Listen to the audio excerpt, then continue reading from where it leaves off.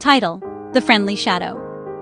The evening sun dipped low over the sleepy town of Maplewood, spreading a warm golden glow over rooftops and trees. Birds fluttered across the sky, returning to their nests, and the gentle hum of cicadas began to fill the air. In a small, cozy house at the end of Willow Street, a little girl named Emma sat by her window, resting her chin on her palms. She was 7 years old, with curly brown hair, curious eyes, and a heart that often felt lonely. Emma didn't have many friends. Her parents had moved to Maplewood just a few months ago, and though she tried to talk to the children in her new neighborhood, they always seemed too busy playing in their own little groups. So Emma spent her afternoons alone, reading storybooks, drawing pictures, or just watching the world outside. That evening, as the sun painted long shapes across her room, Emma noticed her own shadow stretching on the wall beside her. It moved exactly when she did. When she tilted her head, the shadow did too.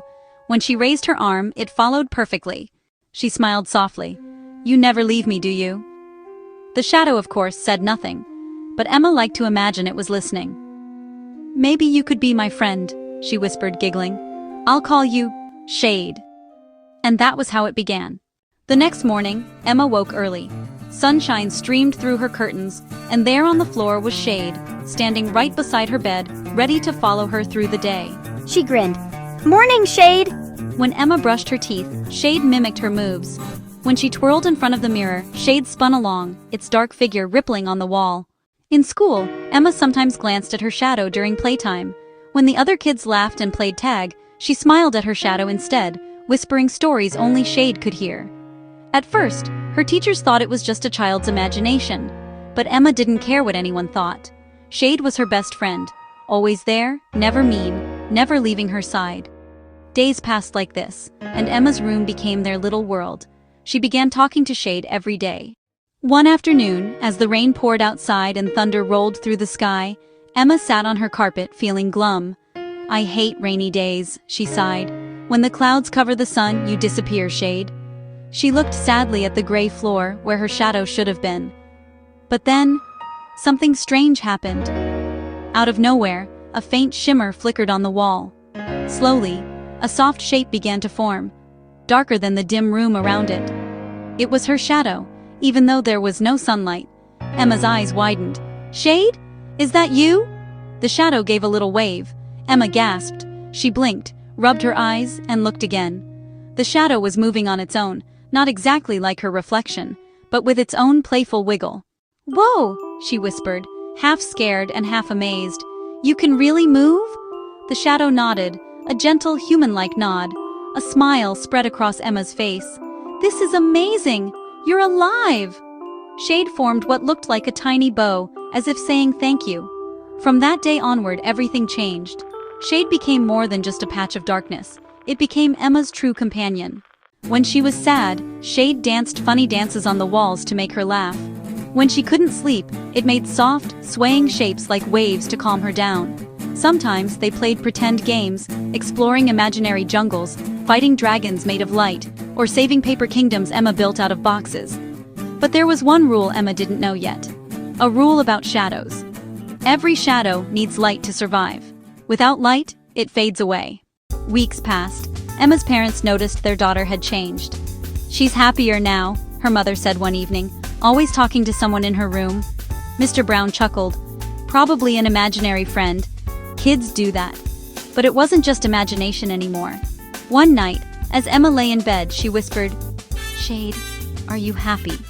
The shadow formed a heart shape on the wall. "I wish you could stay even when it's dark," she said softly. "Then I'd never be lonely." Shade tilted its head, almost sadly. Then, with a flicker, it pointed toward the window, toward the moon. Emma followed its gesture. The moonlight cast a faint beam through the glass, and in that light, Shade shimmered faintly. "You need light, don't you?" Emma said. "That's what keeps you alive." Shade nodded again, then reached out its shadowy hand toward her.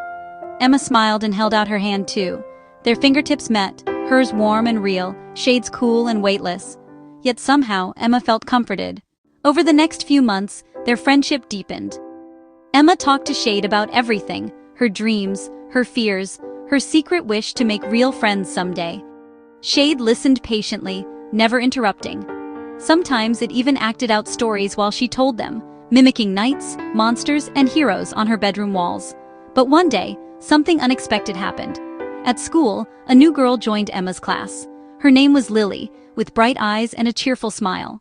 At first, Emma was shy, but during art time, when everyone painted together, Lily leaned over and said, "That's a really nice drawing." Emma blushed. "Thanks. It's me and my best friend." Lily tilted her head. "Oh? Who's that?" Emma hesitated, then whispered, "It's my shadow." Lily blinked, surprised for a moment, then smiled. "Cool. My shadow looks boring. Yours must be special." Emma grinned. "She is."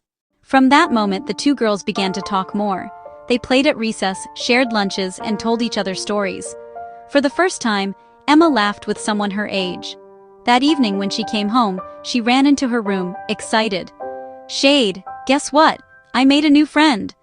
Her shadow swayed gently, as if clapping. "I think you'd like her," Emma continued. "She's funny and kind.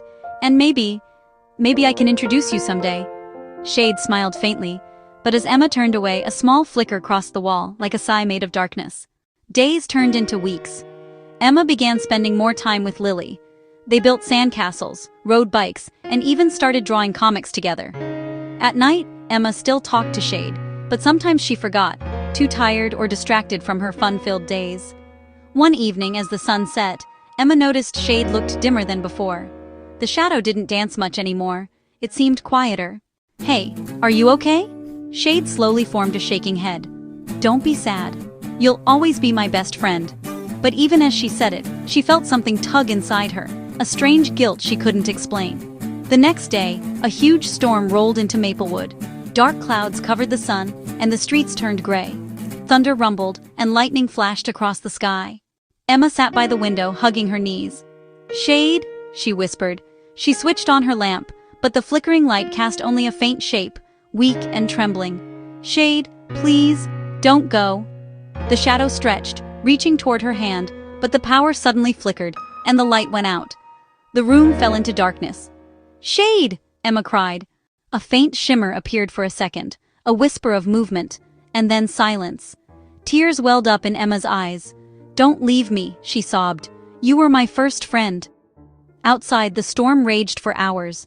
When it finally passed, the moon came out, pale and silver. Emma sat up slowly. The room was bathed in gentle moonlight, and there, on the floor beside her bed, was Shade, faint but smiling. Emma gasped in relief. "You're here!" Shade lifted its arm, pointing to the window, to the sky where the moon glowed. "You came back," she whispered. Shade nodded once, then made a heart shape again, but this time it slowly split into two. One half stayed on the wall beside her, and the other half pointed toward the door. Emma understood. Shade wanted her to share that heart, her kindness, her friendship, with others. "I get it," she said softly. "You want me to be brave, to make real friends too." Shade nodded once more. Emma smiled through her tears. "Thank you, Shade, for everything." From that night onward, Emma still talked to her shadow. But she also talked to people more. She played with Lily every day, made friends with other children in school, and laughed more than she ever had before. Yet every night, as the moon rose and light filled her room, Shade appeared again. Not as lonely darkness, but as a gentle reminder. Sometimes it danced when Emma told stories. Sometimes it waved goodnight before fading into the corners. Years passed, and Emma grew older. She learned, studied, and made many new friends. But she never forgot her first one.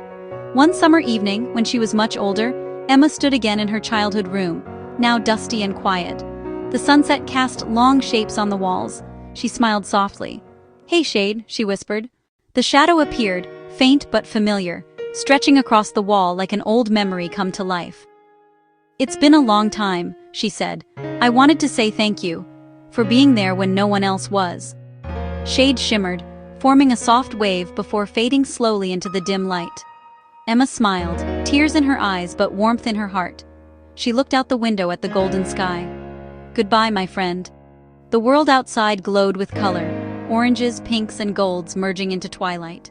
As Emma turned to leave, her shadow followed, quietly, faithfully, as it always had. And though it no longer moved on its own, Emma knew deep inside that it was still there. her first friend, her silent guardian, the piece of her heart that had once taught her what friendship truly meant. Sometimes at night, when she walked under the streetlights, she'd see her shadow stretch long beside her. And for a fleeting moment she'd smile, feeling that same spark she'd felt as a lonely little girl, the warmth of a bond that never truly faded. Because some friendships, no matter how impossible they seem, live forever, not in light or darkness, but in the heart. And somewhere, deep in that soft space between day and night, a little shadow still danced, free, friendly, and always by her side.